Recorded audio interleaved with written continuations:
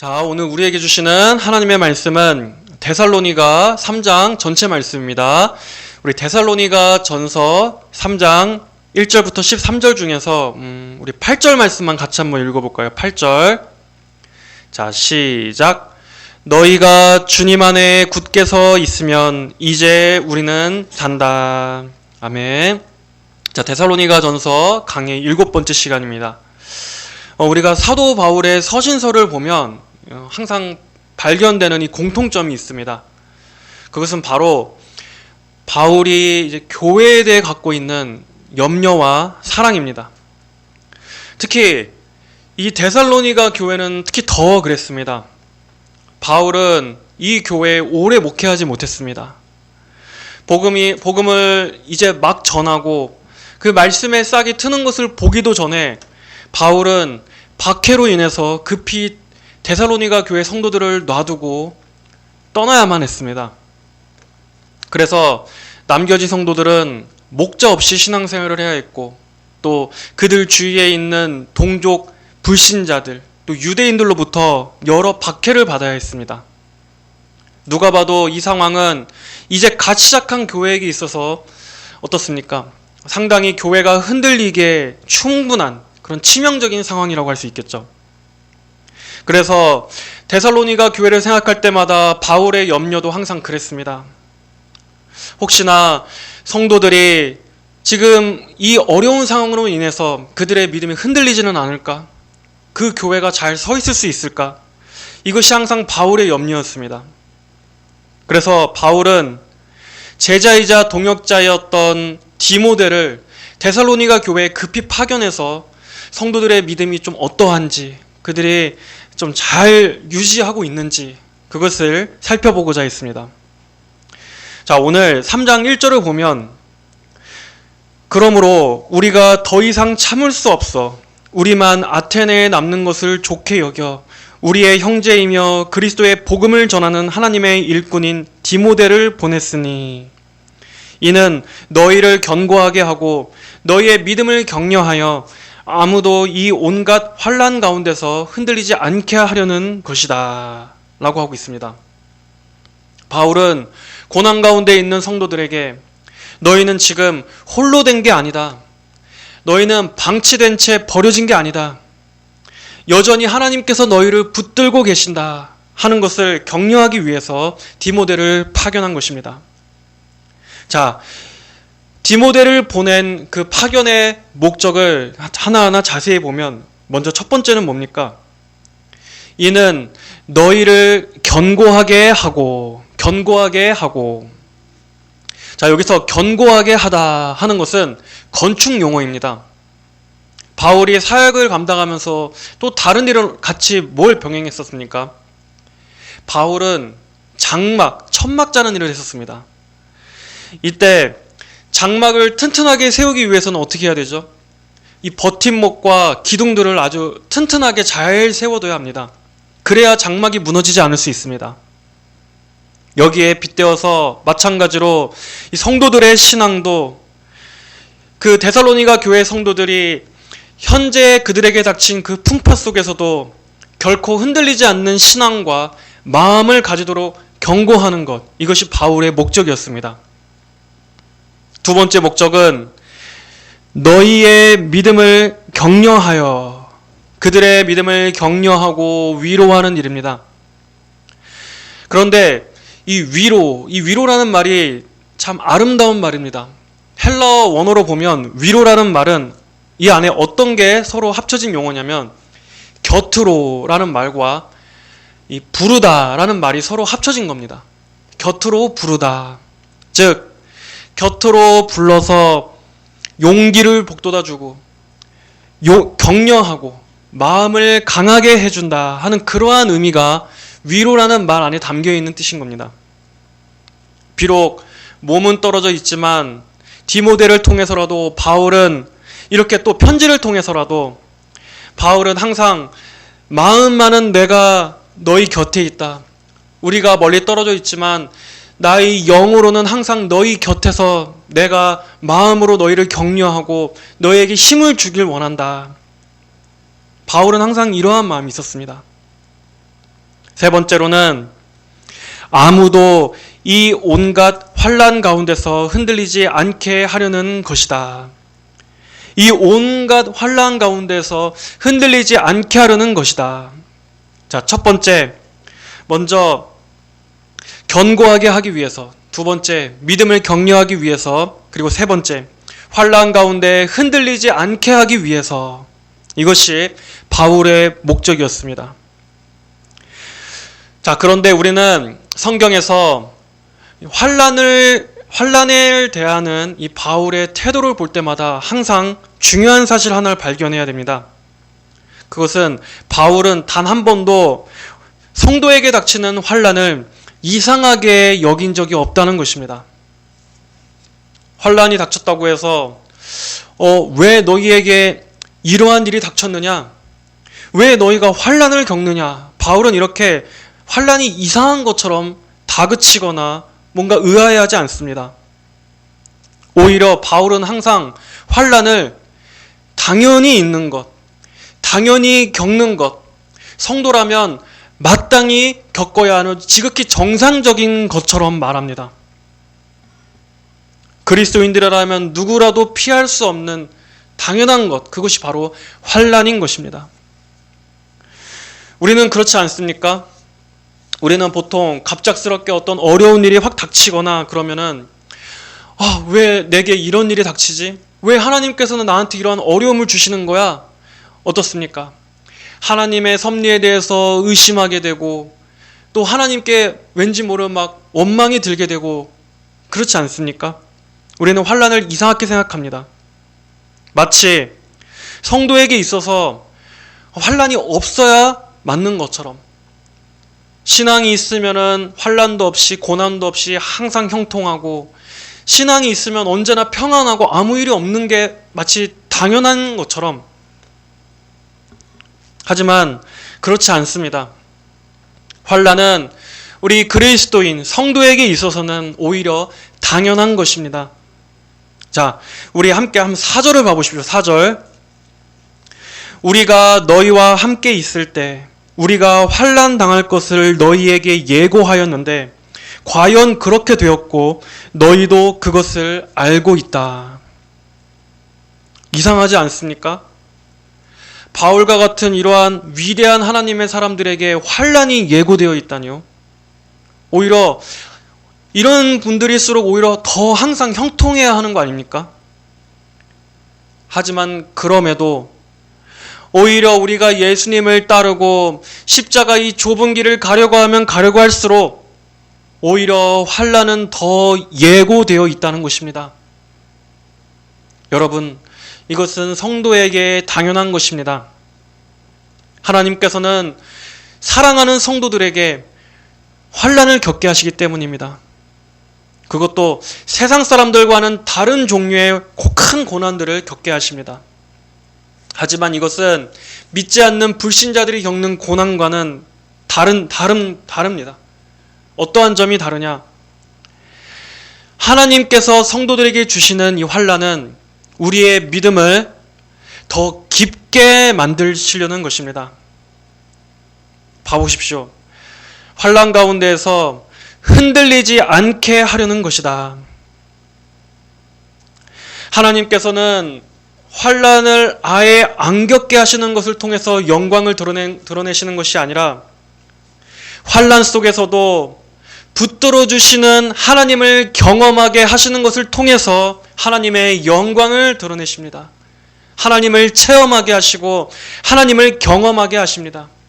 환난이 아예 없는 평탄한 꽃밭이 아니라 때로는 늪이 있고 함정이 있고 불구덩이가 있고 거친 길 속에서도 그런 길 속에서조차도 우리를 지켜 보호하시고 함께 하시는 그 하나님을 우리가 실제적으로 경험하는 것을 통해서 하나님의 살아계심, 하나님의 능력, 도우심, 응답하심, 하나님의 보호하심을 우리가 경험하게 하시는 것입니다.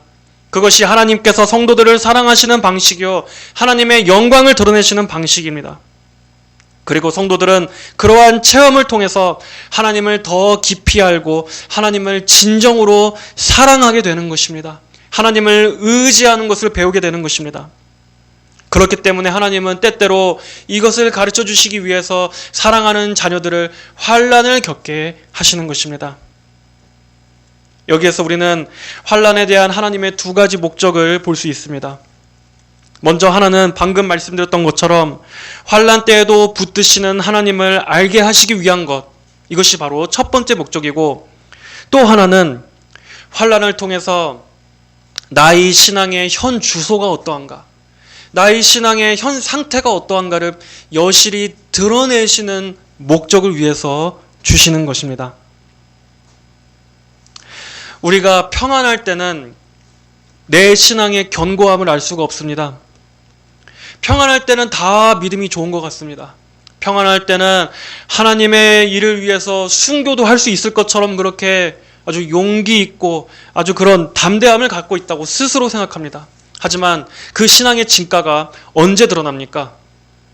고난이 닥칠 때 그 진가가 드러납니다. 진짜 신앙의 진가는 어려움의 때, 고난의 때, 인내의 때, 하나님의 응답이 없이 오랜 시간 기다려야 하는 때, 이러한 환난의 시간을 거칠 때 나의 신앙의 진가가 그때 드러납니다. 그리고 그때 우리의 믿음이 약하다면 그런 고난의 때 어떻게 되겠습니까? 다 픽픽 쓰러지게 되어 있습니다. 아무리 그동안 내 신앙이 견고하다 할지라도 시험이 닥치면 다 쓰러지고 흔들리고 무너져 내리는 것입니다. 이게 진짜 내 신앙의 모습이었던 겁니다. 그리고 그럴 때 우리는 깨닫게 되지 않습니까? 내가 믿음이 있다고 자부했는데 내 신앙은 이 정도밖에 안 됐었구나. 내 믿음이 이렇게나 약했었구나. 그러면서 참된 성도는 어떻습니까? 내 신앙을 겸허히 돌아보게 됩니다. 자기의 교만과 자만에 대해서 회개하게 됩니다. 하나님의 은혜가 없이는 나는 정말 단 한순간도 설 수 없는 그런 약한 존재였구나. 하나님께 더 의지하고 하나님의 붙드심으로만 내가 산다라는 것을 더 자각하자. 하나님을 더 의지하자. 그러면서 성도라면 그런 계기를 통해 하나님께 더 온전한 신앙이 되도록 그렇게 발전되는 것입니다. 이게 교훈을 바르게 배우는 성도의 마음가짐입니다. 그렇게 하나님께서 주시는 환난은 이러한 목적이 있는 것입니다. 하나님께서는 환난을 통해서 자녀들을 무너뜨리시려고 하시는 것이 아니라 우리의 기초가 어떠한지, 튼튼한지 아닌지를 보여주셔서 더 성숙해지고 더 견고한 신앙으로 나아가라고 환난을 허락하시는 것입니다. 하나님께서는 바람을 통해서 갈대를 꺾지 않으시고 오히려 바람을 통해서 뿌리를 더 깊이 내린 것, 바로 그것을 가르쳐 주십니다. 하나님께서 보내시는 바람은 우리의 믿음을 점검하고 더 깊고 질긴 믿음이 되라고 보내주시는 것이지 결코 뿌리를 뽑아내시기 위한 것이 아니라는 것을 여러분 기억하십시오. 이처럼 하나님께서 성도들에게 주시는 모든 일은 단 한 가지도 유익하지 않은 게 없는 것입니다. 정말 바울을 보면 바울은 환난을 이상하게 생각하지 않고 당연하게 생각하고 있습니다.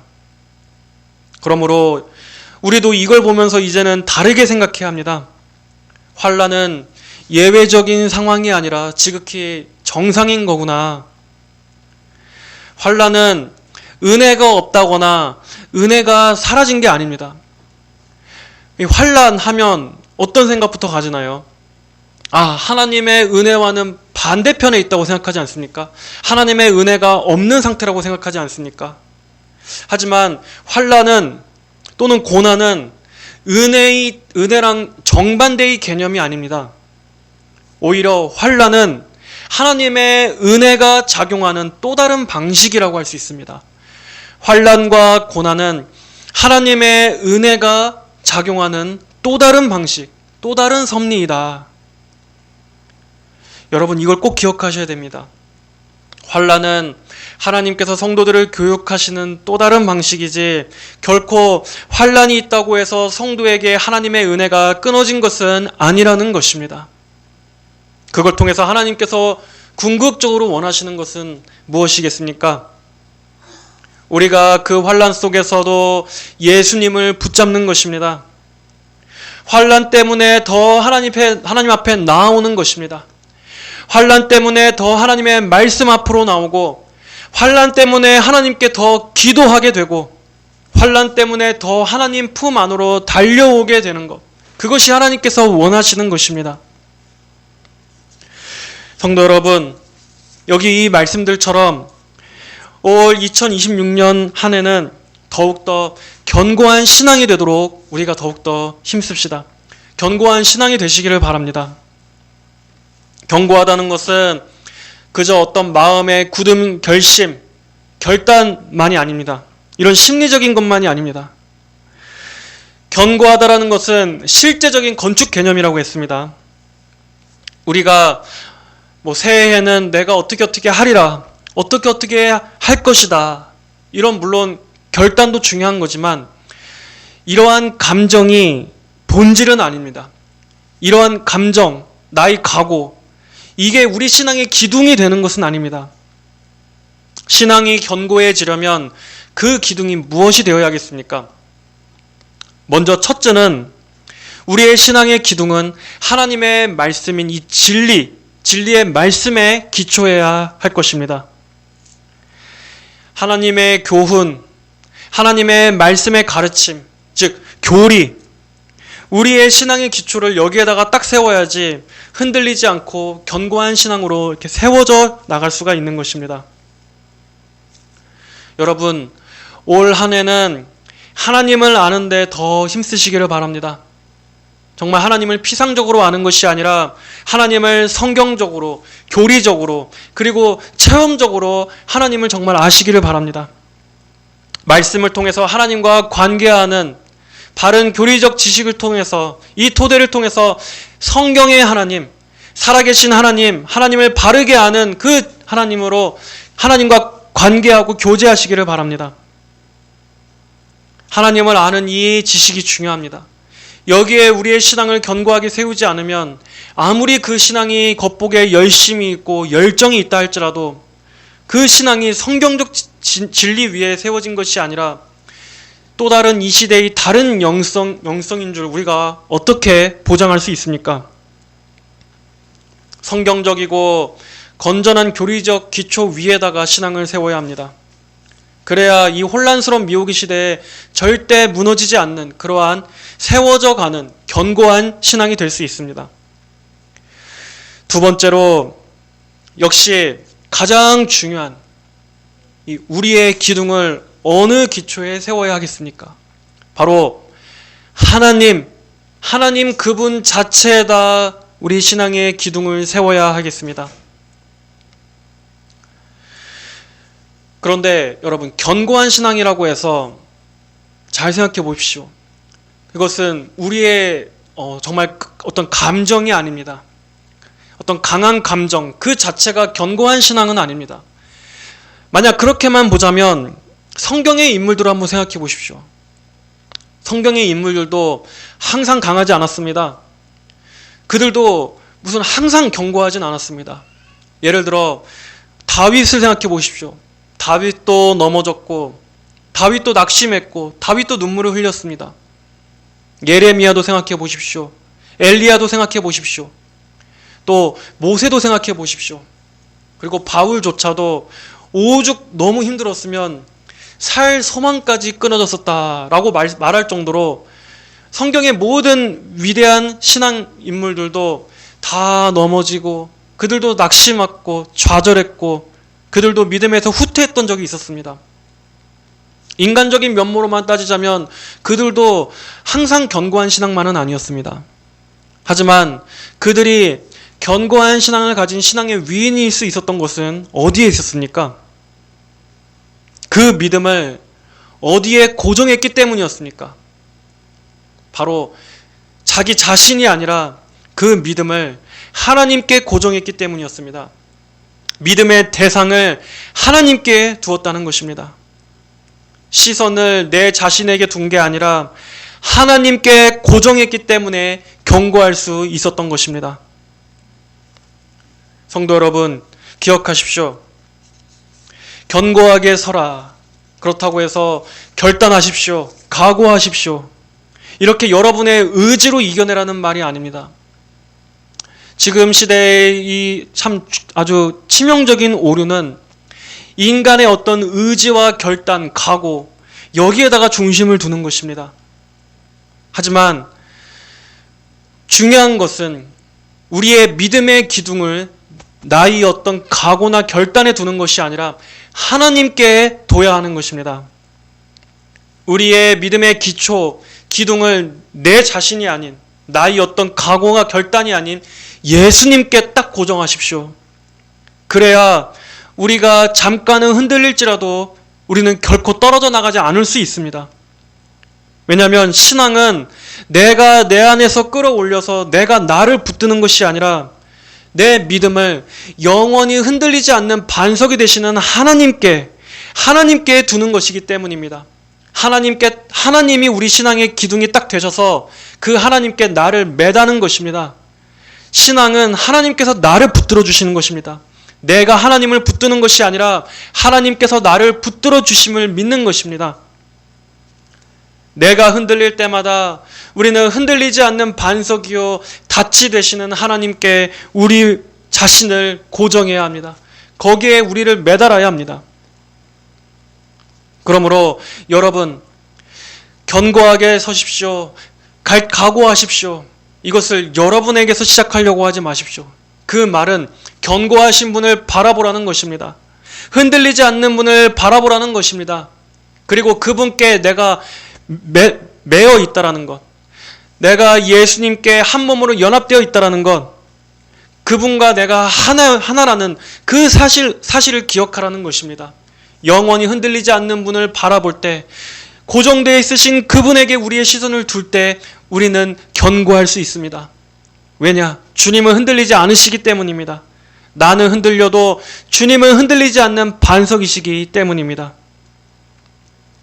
자, 또한 우리가 오늘 본문에서 알 수 있는 것은 또 어떠한 점입니까?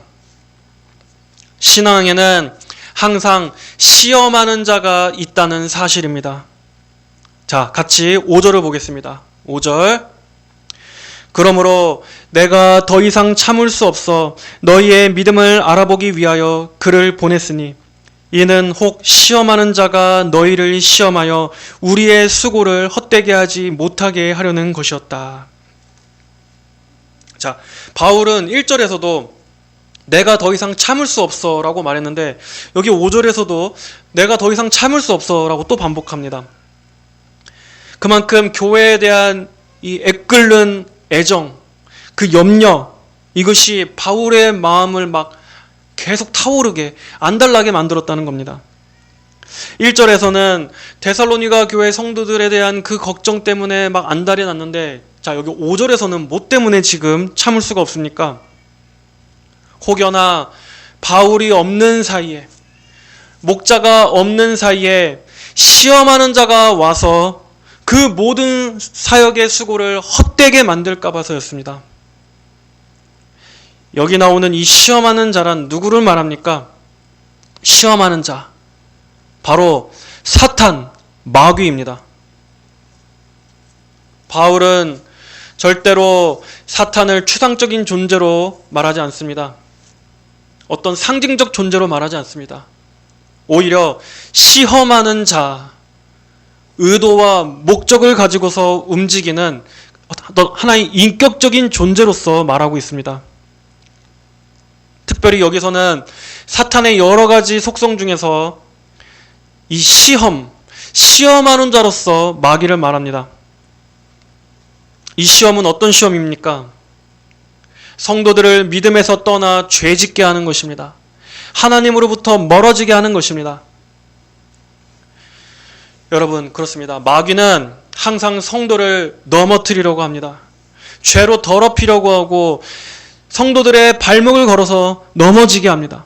그리고 여러 가지 함정과 덫과 올무를 파놓아서 성도들을 거기로 빠지게 하고 믿음을 떨어뜨리려는 그러한 다양한 술수를 부리는 게 바로 마귀입니다. 그래서 결과적으로 어떻게 만들려는 겁니까? 여기 말씀대로 우리 수고를 헛되게, 하나님의 은혜의 역사들, 그 구원, 그리고 성도가 성화되어져 가는 그러한 하나님의 일들, 성령의 일하심, 그리고 복음을 전파하고 영혼들이 복음을 듣고 거듭나고 새 생명이 잉태되어지고 중생하게 되고 회개하게 되고 믿음이 심겨지게 되고 죄와 싸우게 되고 하는 이 신앙생활의 모든 여정들, 그러면서 성도가 주 안에서 자라나져가게 하는 이러한 목회사역들의 모든 수고와 땀들을 헛되게 만드는 것, 헛수고로 만드는 것이 바로 마귀의 목적인 것입니다. 마귀는 이렇게 항상 헛되게 만드는데 아주 전문가입니다. 이것은 아마 성도 여러분들도 다 경험적으로 너무나 잘 알 겁니다. 우리가 하나님께 조금만 더 분발하고 열심을 내려고 하면 어떻습니까?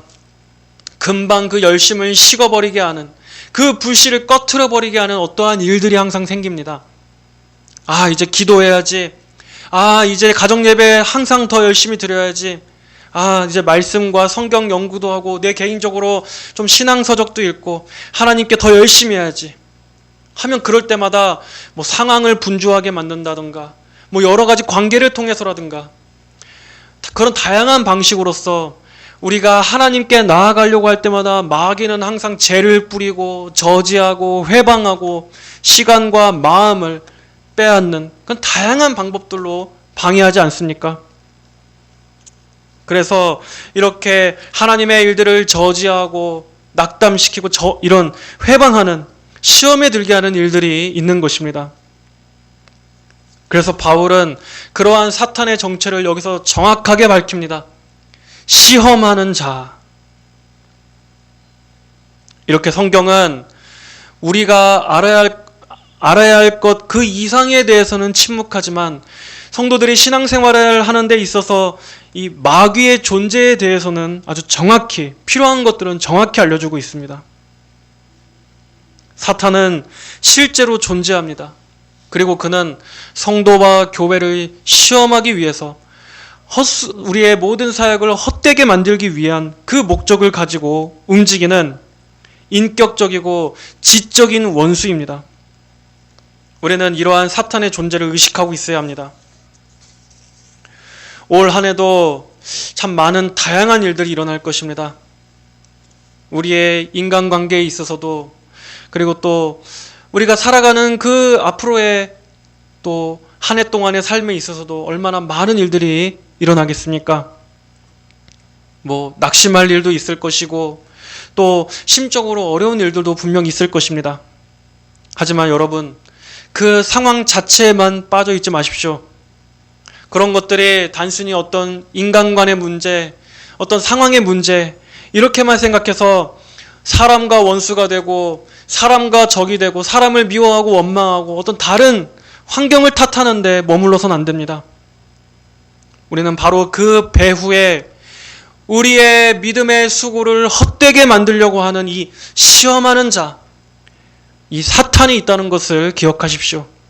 전투의 적의 대상을 명확하게 해야 합니다. 그러므로 올 한 해 더욱 주의하시고 깨어 있으시기를 바랍니다.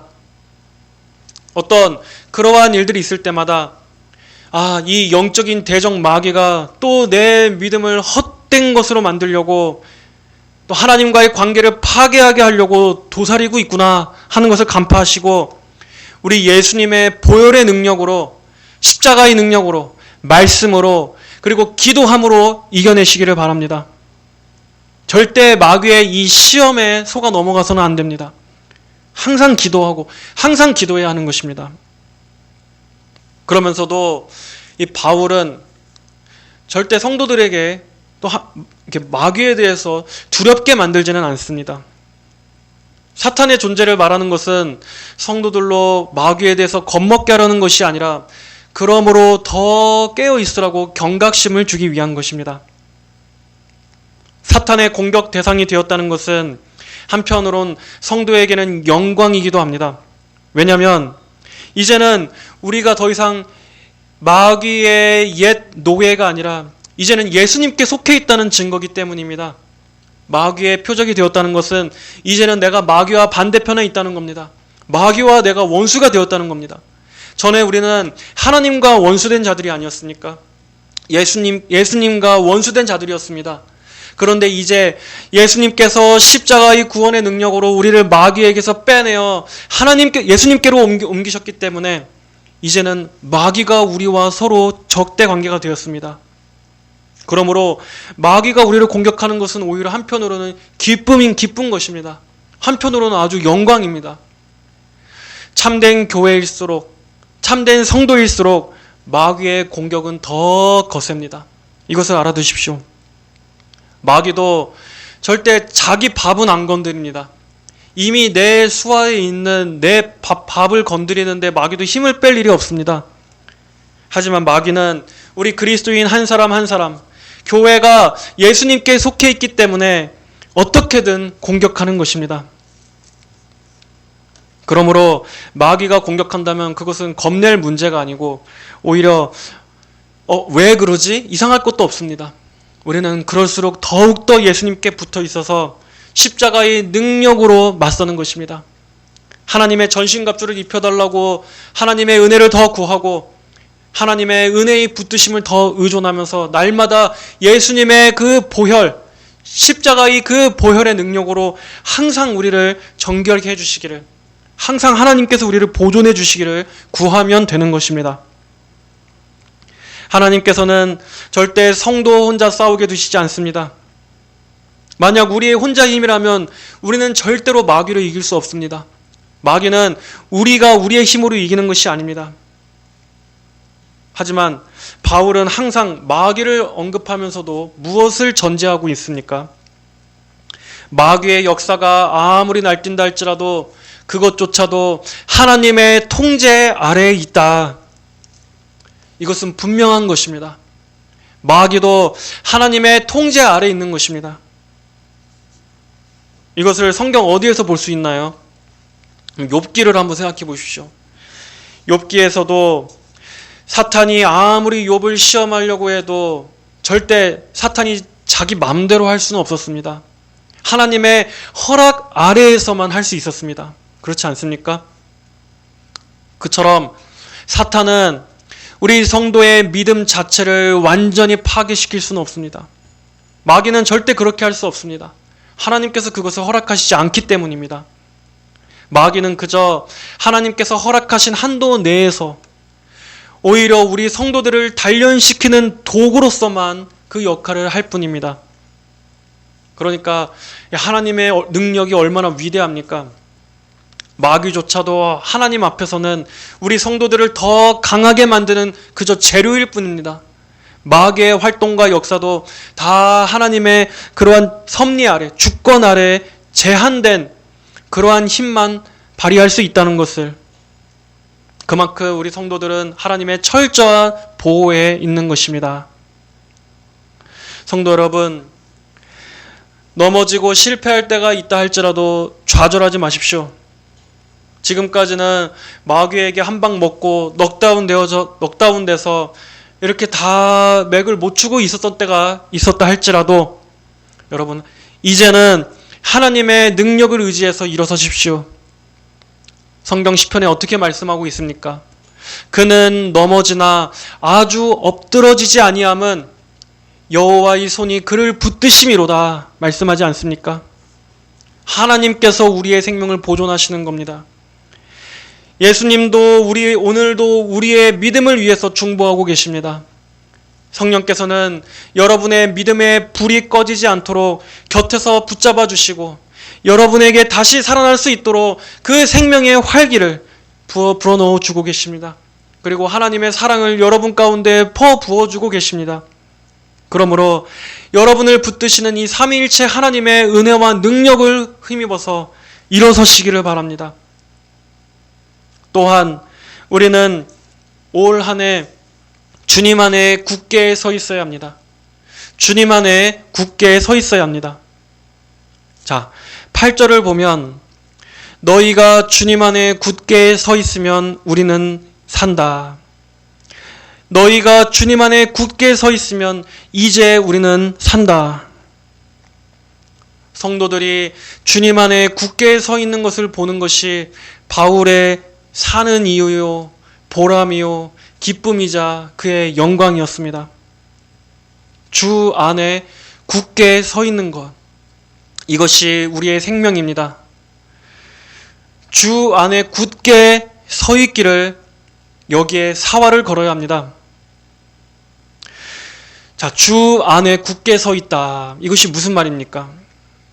단 한 번도 흔들리지 않고 완벽해야 된다는 말이 아닙니다.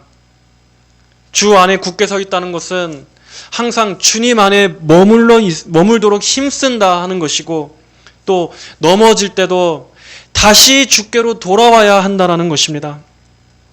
항상 주께로 돌아온다.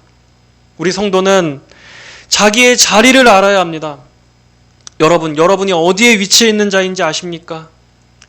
우리는 그리스도 안에, 주 안에 있는 자들입니다. 우리가 주님을 잠깐 떠나도 우리는 돌아가야 할 자리가 있는 사람들입니다. 우리는 예수님의 인격과 그분의 십자가 안에 있습니다. 성도는 평생 동안 여기에 딱 붙어서 이 안에 항상 자기를 밀착시켜야 하는 존재입니다. 예수님의 인격, 예수님의 십자가, 그분의 생명, 그분의 풍성하심, 그분의 그 생수, 그리고 예수님의 그 죽으심과 부활, 여기가 우리 성도들의 자리입니다. 성도가 바로 이 주 안에서 떠나서 자기 안에 서거나 이 세상 안에 서려고 할 때, 그럴 때 성도는 무너지는 겁니다. 그런 것들은 성도에게는 아무런 의미가 될 수 없습니다. 우리는 그런 것들에게서는 아무런 생명도 빨아들일 수 없습니다. 오직 성도는 주 안에 있어야 하는 겁니다. 주님 안에서만 우리는 생명을 얻을 수 있습니다. 성도는 예수님을 떠나서는 힘이 없는 존재입니다. 여러분, 주 안에 서십시오. 주 안에 서십시오. 오직 예수 그리스도의 의, 예수 그리스도의 그 십자가, 그리스도의 중보하심, 여기서 한 걸음도 나가지 마시고 항상 이것을 여러분의 존재 이유로 사십시오. 그럴 때 우리는 진정으로 살 수 있습니다. 진정으로 살아간다라는 의미에서 우리는 살 수 있습니다. 하나님께서는 결코 우리에게 예수님 외에 다른 양식을 주시지 않으셨습니다. 예수님 외에 우리가 마실 물을 주시지 않으셨습니다. 철저하게 우리는 예수님 안에만, 주 안에만 머물러 있어야 합니다. 그게 우리가 사는 길입니다. 자, 마지막으로 하나님께서는 반드시 우리를 거룩하고 흠없게 완성하신다는 사실을 기억하시기 바랍니다. 자, 오늘 3장 전체에서 이제 마지막에 바울은 기도로 마칩니다. 자, 11절부터 13절까지 말씀입니다. 자, 의준이 11절부터 13절 같이 한번 보겠습니다.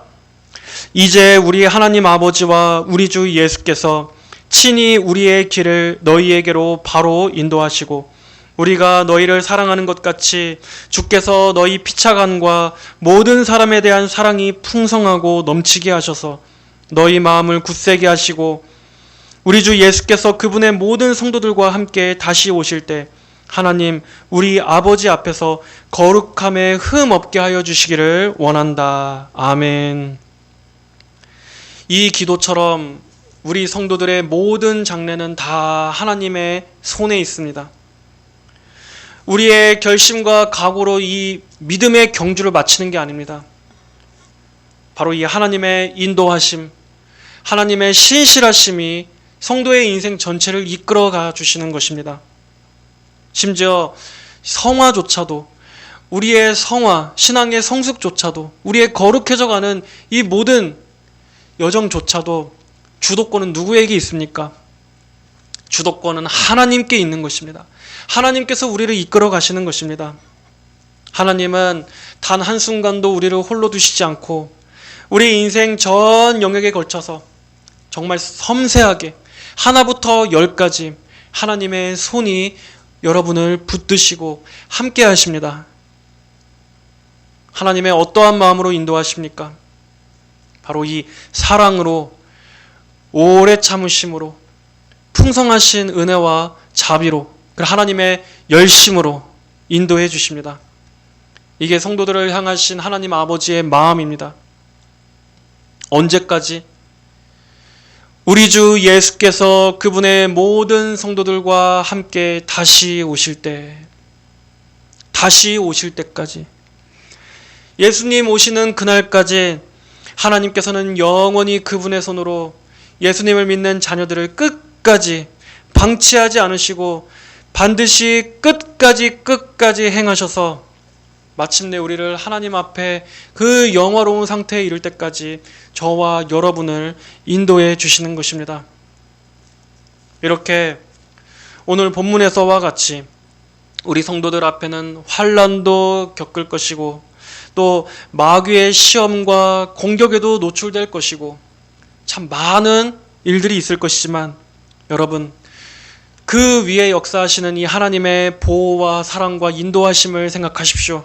이것을 바라보십시오. 이 모든 것들이 어떤 것보다도 하나님의 사랑이 가장 위에 있다는 것을 항상 생각하십시오. 이 사랑이 주님 오실 때까지 우리 인생 전체에 걸쳐서 우리를 인도하심을 의심하지 마시기를 바랍니다. 우리는 비록 아직 이 땅에서는 전투 중에 있습니다. 이 땅에서는 많은 고난 가운데 그 한가운데 있습니다. 그러나 성도는 반드시 이 은혜 안에서 천국으로 안착하게 될 것입니다. 우리는 안전히 도착하게 될 것입니다. 왜냐?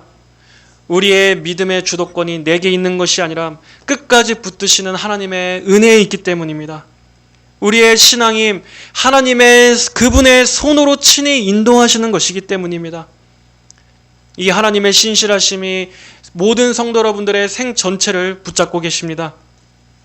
그리고 주 예수 그리스도께서 다시 오시는 날, 예수님을 사랑하는 참된 성도들은 한 사람도 빠짐없이 거룩하고 흠 없는 자로 서게 될 것입니다. 이것이 하나님께서 우리 성도들에게 약속하신 장래입니다. 이것이 성도들에게 예비된 확실한 약속이요 장래입니다. 그러니 성도 여러분, 소망을 잃지 마시고 우리는 항상 빛 가운데 걸어가고 있습니다. 우리는 주님 안에 굳게 서 있을 것입니다. 끝까지 인도하시는 주님의 은혜 안에서 넘어져도 다시 일어나시고 마귀의 시험 가운데서도 깨어 기도하시고 이렇게 주 안에 굳게 서고 굳게 서는 모든 성도 여러분들이 되시기를 주님의 이름으로 간절히 축복합니다. 다 함께 기도하겠습니다. 하나님 아버지 감사합니다. 오늘은 이 데살로니가 전서 3장의 말씀을 통해서 하나님께서 우리를 얼마나 신실하고 굳건하게 지켜 보존해 주시는 이 하나님의 은혜의 보존에 대해서 우리가 살펴봅니다. 하나님, 우리는 연약하고 흔들리고 넘어집니다. 또 우리 안에는 수많은 죄성이 있어서 때때로 하나님께서 기뻐하시지 않는 이 죄의 길을 걸어갈 때가 우리는 얼마나 많습니까? 하나님, 그럼에도 불구하고 신앙의 이 완성이 우리 자신의 의지나 결단에 있는 것이 아니라 하나님의 그 보존하시는 은혜, 우리를 붙드시는 그 하나님의 열심에 있기 때문에 아버지, 우리의 구원이 하나님 안에서 보장된 것을 우리가 믿고 바라봅니다. 예수님께서 십자가에서 다 이루신 그 대속의 공로를 바라봅니다. 그것이 우리의 믿음의 기초요, 우리의 참으로 그 안전한 위안이 됩니다. 아버지, 우리에게 이렇게 확실하고 견고한 구원을 주심을 감사합니다. 올 한 해 하나님, 흔들리지 않는 반석 되신 예수님을 많이 바라보게 하여 주시옵소서. 우리 자신에게 집중할 때 아버지, 우리는 그 깊은 심연 안에서 정말 소망을 발견할 수 없습니다. 우린 그런 존재입니다. 그러나 예수님께 나아갈 때마다 우리는 생명을 얻고 밝은 그 광명을 봅니다. 예수님을 생각할 때 우리는 영혼의 힘을 얻을 수 있습니다. 주 예수님 안에 우리 모든 성도들이 견고하게 서 있기를 간절히 소원합니다. 한 성도 한 사람 한 사람 우리의 영혼을 주님 긍휼히 여겨주시고 한 해 동안 예수님 안에 머무는 저희들 되게 하여 주시옵소서. 예수님 안에서 한 발치도 떨어지지 않고 예수님께 더 밀착한 모든 성도들이 돼서 예수님으로 인해 승리하고 예수님으로 인해 이기는 그러한 모든 성도들이 다 되게 하여 주옵소서. 감사드리며 살아계신 예수님 이름으로 기도하였습니다. 아멘.